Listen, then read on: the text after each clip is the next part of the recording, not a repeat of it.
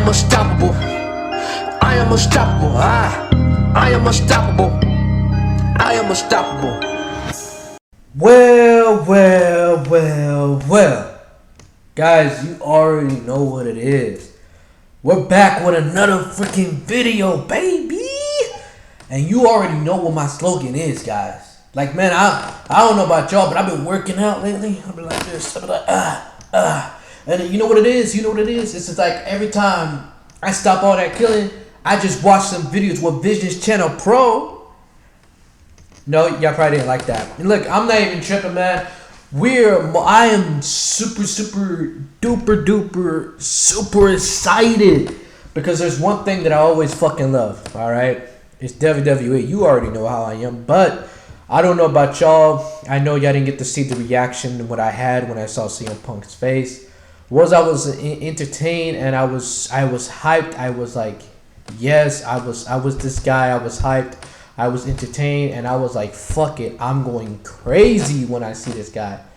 Now, before we get into this video, I know they're talking about CM Punk, WWE's confirmed, return is confirmed, but most likely I want to talk about the story that I had when I was watching WWE with my friend or whatever. Basically, he was on the bed and I was just like, I'm watching Survivor Series, right? We see Randy Orton. First it's a 3 in a 1. We see R-Truth. That's the first thing that came back. Man, shout out to R-Truth. We hear Randy Orton. I hear voices in my head.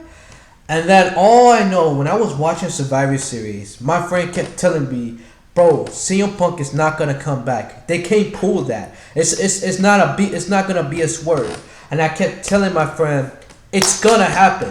It's gonna happen. CM Punk is gonna come back. They kept saying, my friend kept saying, no.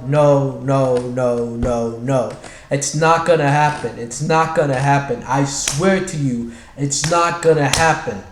All I know, there was they finished the match. It was a good match. It was a good Survivor Series. The logo popped up at the end of the screen. And I was waiting for the song. I was just waiting for the song. I was waiting for CM Punk's music. And all I know, my friend said the last thing to me, I told you, bro. I told you. He's not gonna come.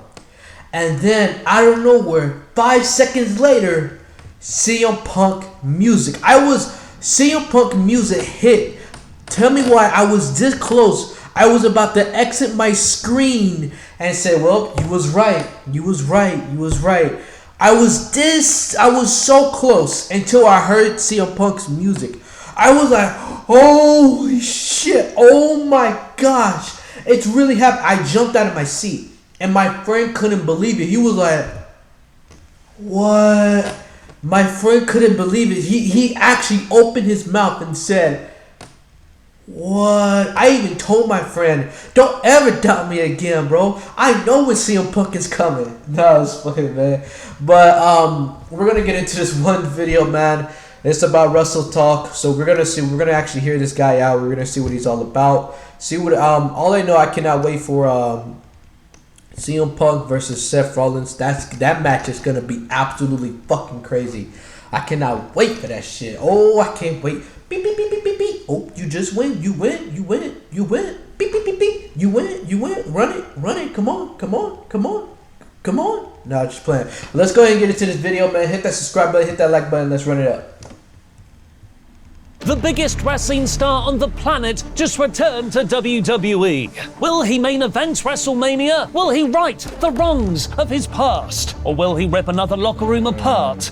And it seems. Breaking news! R-Truth has returned to WWE. Oh, that's all the returns that happened on this show. Just one more thing. Because Randy Orton came back too. From out of being heavily referenced on the Go Home episode of Raw. But yeah, R-Truth, Randy Orton. Wow, what a show. But just one more thing. Closer. CM Punk return confirmed. Support Wrestletalk. I know, we all just want to talk about one thing, mainly because the rest of Survivor Series was mostly filler. No killer. But there wasn't a kickoff match, and the show was a glorious 2 hours, 54 minutes in total, so it won't take long. Just remember, keep checking WrestleTalk.com throughout the day for all the up-to-date minute developments and reactions to that CM Punk news. The show opened with War Games. Women! Where randomly assorted babyfaces Charlotte Flair, Shotzi, Bianca Belair, and Becky Lynch took on Damage Control in a 4 vs 4 matchup. Commentary pointed out, this is Charlotte Flair's first. Which I thought it was amazing. Women's, this is, to be honest with you, I am proud of Triple H, man. What, all the way back into SummerSlam, it was amazing. He for me, I still believe that he's still putting up phenomenal PPVs, pay-per-view eras or whatever. It's phenomenal, including WrestleMania 39, because I know everybody said that was a buzz because Cody Rhodes should have won. I'm not worried about that. I think WrestleMania 39 was actually absolutely fucking great. You know, I would never forget that moment. But yeah, Survivor Series, guys, Survivor Series, that was one of the most biggest nights ever that actually happened. Not because of CM Punk's return. Of course, the CM Punk's return. But to be honest with you, all the matches, that was all great. It wasn't like, oh, we had a bathroom match. It wasn't like that. It was just every match was great and it was entertaining and it was amazed that you get to see it and watch it and see what happens. You know, so that's why I say Survivor Series was absolutely phenomenal. First ever War Games match. She's presumably missed them so far because they require her to actually take bumps. Her and Becky provided the face's main story throughout the match. The lifelong frenemies showed a lot of tension up until the end. Remember, the last time they met was in that awkward month where they reportedly hated each other following Charlotte's controversial belt drop segment on SmackDown, but they had a cool payoff when they finally embraced, teaming together to take out their opponents. Charlotte's performance for me, though, feels so lackluster these days. She was nowhere near the fiery passion or intensity that Becky brought to those moments. Even when Flair was doing a moonsault off the top of the cage, she looked kind of bored. The main story on the heels side was that Bayley is to be trusted. She was constantly saving near falls on her Japanese teammates and even sacrificed herself, pushing Kairi out the way to take a Charlotte spear. That led to the end, where all the faces hit their finishers, with Becky pinning Bayley off a second rope manhandle slam through a table. I expect Bayley's theme song will soon become "One of These Things Is Not Like the Other," because she's quickly becoming Sami Zayn in the bloodline. The only other thing I wanted to note from this match is, I was right. I predicted a thing. Main roster trash can. She's gonna jump off the top of the cell in a trash can. This was a really good match to open the show. Brady and Starbuck, Lily and Peyton, names forever etched in football lore, whose legend... Sorry for these With ads. the tag titles currently held up in the main event scene, the actual tag division is now being used exclusively for branded content integration. Alpha Academy and Pretty Deadly promoted Ruffles, which is where R-Truth made his return, and the New Day drove to the arena in a Slim Jim car. After not being beaten for 2 years, Gunther then defended his Intercontinental Championship against... I really thought this was a good match. My friend, on the other hand, when he was watching this match, he was like, bro, this is some bullshit. He really tapped out. It was a funny thing, because I even told my friend, I was like, yeah, he's going to tap out. Watch this. I was like, bro, he doubted me 2 times, so don't ever doubt me when it comes to WWE, all right? Well, doubt me a little bit, because I'm still trying to get the hang of it, but, don't ever doubt me that much, okay? It's The Miz. It was like 2 clashing artistic styles occupying the same screen. Like The Miz had glitched into Gunther's dimension in Across the Spider-Verse. I watched it again yesterday, it's fresh in my memory. The king of sports entertainment soft style versus one of the hardest hitters of his generation. And it was over relatively easily, barely an inconvenience. Miz would target Gunther's left knee for his figure 4, and he managed a babyface low blow and exposed turnbuckle for one genuinely great near fall. But overall, this was a decisive filler victory in Gunther's longer reign. He hit a lariat and a splash, and then made Miz tap in the Boston Crab. A fun match, but it never reached that second gear to make it properly competitive. Santos Escobar versus Dragon Lee had some good back and forth action, with Santos bringing the intensity of his recent heel turn, but ultimately, this was just another filler match. It wasn't even a proper grudge match, as Dragon Lee was neither of the two people Escobar actually has beef with, Carlito and Rey Mysterio. At 7 minutes long, this was just a way to give Santos a pay-per-view win ahead of those bigger matches. And then we got Rhea Ripley defending her women's title against Zoe Stark, the third predictable. Hey, if y'all can do me a huge favor, type in the comments saying mommy, mommy, mommy. I would say that. Just say mommy. Just say mommy. Cause I'm gonna tell you right now, I'm gonna keep it real, man. Me and my friend, that he was looking at Rhea Ripley's ass. I was too, but I was like, damn, Heavenly Father, woo, Bro, we was like, damn, man, she could move. We can see why she's mommy, but hey, you know who's back? Daddy, Mr. Randy Orton, all right? Pay-per-view filler match in a row. Zoe's physics-breaking offense is always fun to watch, but she was never a believable winner here, and the crowd only ever cheered Ripley. Rhea won with a riptide. In between these filler mid-card matches, the night-long narrative was, would famed kayfabe dickhead Randy Orton actually show up and help his mates? Facts. Sami Zayn and Jey Uso said they'd have to have each other's backs no matter who turns up. Judgment Day gloated that even if Randy does show up, he'll probably turn heel on one of his teammates. And Seth kept shouting at Cody for updates. The jeopardy felt somewhat forced, but at least they didn't just suddenly announce Adam Cole as his replacement. For the men's War Games match itself, Seth started for the babyfaces, with Cody, Jey and Sami waiting in the cage, with Orton still not having appeared from out of somewhere. Balor started for Judgment Day, recalling his long and recent history with Rollins, while JD, Dominic, Priest and McIntyre watched from the ramp, with palpable tension between Drew and Damian. The heels had the advantage, a far better working of psychology than the women's opener, meaning JD was in next, then Jey Uso with yeet chants from the crowd and evils from Drew McIntyre on every strike. Damian stopped McIntyre going out next, so consumed was he by hate for Jey, then it was Zayn. That right there, that, guys, when I saw that, I was like, ooh, Drew McIntyre wants to hurt Jey Uso and Damian Priest. He's ready to destroy the hell out of these people, bro.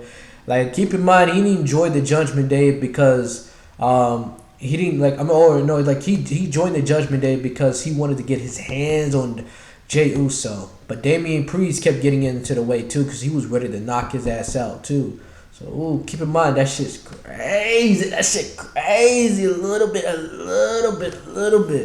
Not just playing. Then Drew, then Cody, then Dominic, where the Chicago crowd wanted to boo him so much, they didn't even do the countdown. The match beyond had 4 faces against 5 heels, with still no sign of Randy. Seth started to shout at Cody. The numbers game got the better of the faces for Rhea's music to hit, trying to cash in Damian's Money in the Bank briefcase for him. But in an ingeniously plotted next beat, Orton's music hit, fittingly kinda from out of nowhere, for his full return. He looks big. He's a big boy. Randy didn't really do much, but whatever limitations he has were protected by the spots he did. Masked by storyline tension with Jey, the man who injured him, hidden in a 5-person draping DDT spot, and helped by Sami and Seth throwing JD off the top of the cage for Randy to hit an RKO beneath. Orton gave Priest to his legacy protege Cody, who hit a crossroads to win. Because apparently it doesn't matter how many times you get pinned when you have the Money in the Bank briefcase. You had a perfectly good JD McDonough right there. Now, I didn't watch this live, so I could see there were 5 minutes left of the broadcast while all the faces were celebrating. Never trust a Triple H booked copyright logo. Yes! Turn on someone. Yes! That was me! I was like, wait, bro, wait. They can't just not end the show like this. They cannot end the show like this. Remember guys, I was this fucking close to actually turn this shit off. That's how bad it was. Bro. So keep that shit in mind, man. Maybe the Judgment Day would turn on Priest, or maybe, but very, very unlikely, we'd get CM Punk return confirmed. Michael Cole was getting ready to throw to the post-show press conference when Cult of Personality hit. The crowd exploded. Then they exploded even louder when Punk appeared in the entranceway, looking like he borrowed Bryan Danielson's AEW debut outfit of a simple white tee. The whole place screamed, "It's clobbering time!" and a fan embraced Punk screaming, "Chicago! Chicago! Chicago!" and staring right into the camera, while Punk himself asked, "Whose time is this?" Coincidentally, at the same time, his old show Collision would have been concluding on another station. Here's how everyone reacted at our Watch Party live stream. The logo's popped up, which, as we know, doesn't necessarily mean it's the end of the show. Love that.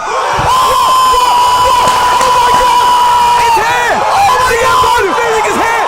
It's happening! No! No! Oh my God! No way! The music is here! He's there! He's there! I cannot believe my eyes!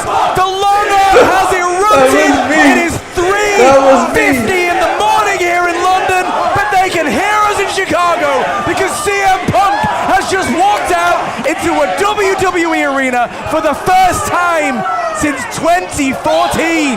I think we can rule CM Punk out from being the devil.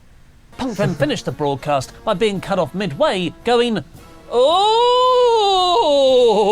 like he was Gary Neville watching a goal go in. Obviously, CM Punk is my favourite wrestler. I cried on air with overwhelmed joy when he returned to wrestling with AEW the first time, not the second time. I imagine a lot of you want to know my thoughts on him coming back to WWE. And for you, I say, I don't know.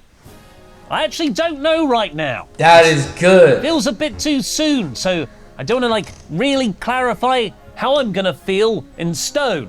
But I'll tell you what I wrote in my notes as this was happening. My notes said, "What a sellout.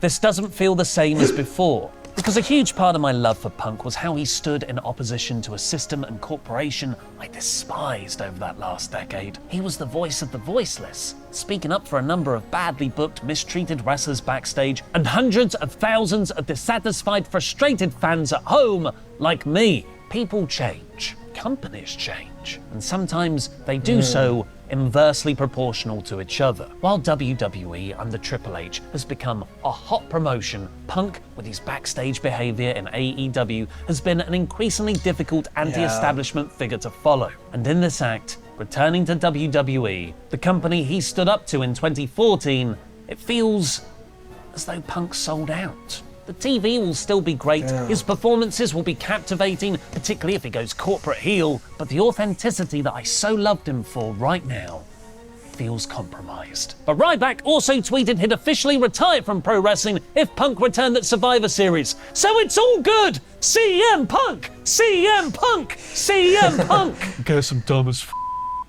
Survivor Series was a mediocre main card, especially by Big Four standards, with an insanely hot closing angle. This was 80%. I actually predicted CM Punk coming into WWE to screw over AEW last year. Watch on to find out more. In a world where women... Guys, I will most likely... He's not lying, you know. Dang.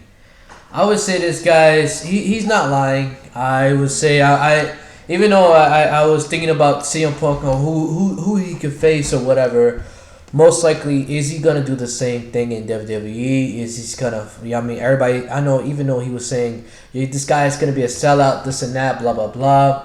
I don't know. My thoughts and my ideas is that did he change? I don't know. That's one thing that I have no idea.